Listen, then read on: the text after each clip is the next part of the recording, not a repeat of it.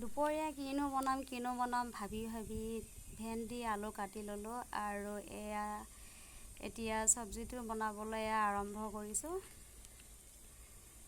আমাৰ তেলটো গৰম হৈছে আৰু শুকান জলকীয়া আৰু পিঁয়াজ দুটা কেঁচা জলকীয়া দি দিছোঁ।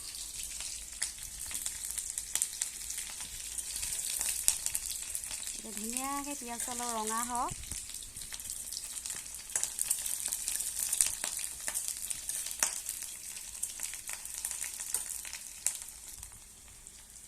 পিঁয়াজ ৰঙা হৈছে, এতিয়া বহাই দিলোঁ।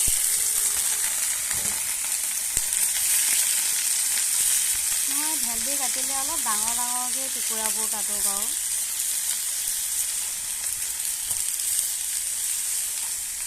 মানে পাচলি কুটিলে মোৰ বেছি মিহি নহয়, ইমানতে থাকে, ইয়াততো আৰু বেছি মিহিকৈ কাটিব নোৱাৰোঁ।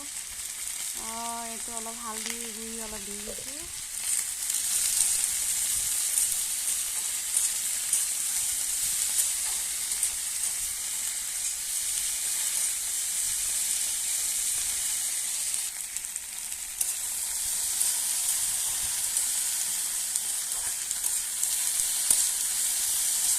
ধুনীয়াকৈ চাৰিওফালে লৰাই কৰি দিওঁ।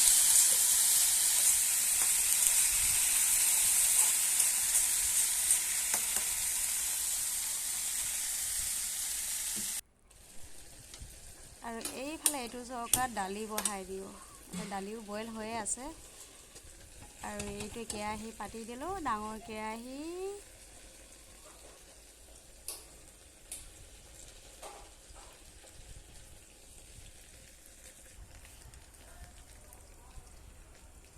আৰু তেল দি দিওঁ অলপ। যিহেতু দালি ইমান তেল নালাগে বাৰু, ইমান তেলৰ প্ৰয়োজন নাই, অলপ তেলতে হৈ যাব।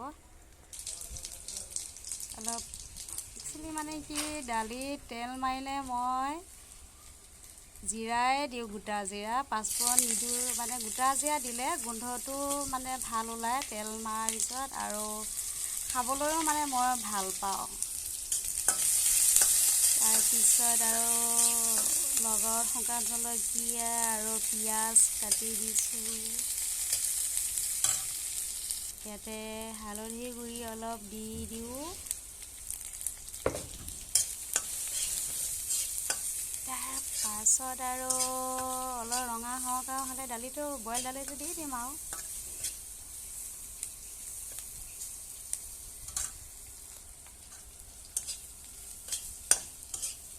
এতিয়া হৈছে,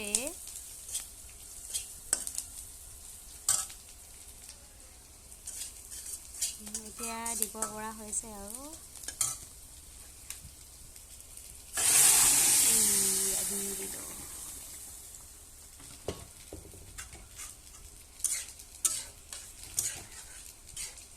দালি দিবলৈ মানে বেলেগ পাচলি একো নাই, অকল আলু আৰু ভেন্দিকে দিছোঁ। ইফালে চব্জিও লৰাই আছোঁ।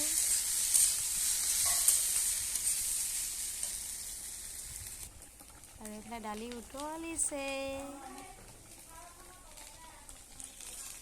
এইফালে আমাৰ চব্জি হৈ গ'ল। এইয়া দালি হৈ গ'ল, আৰু এইয়া চব্জি হৈ গ'ল।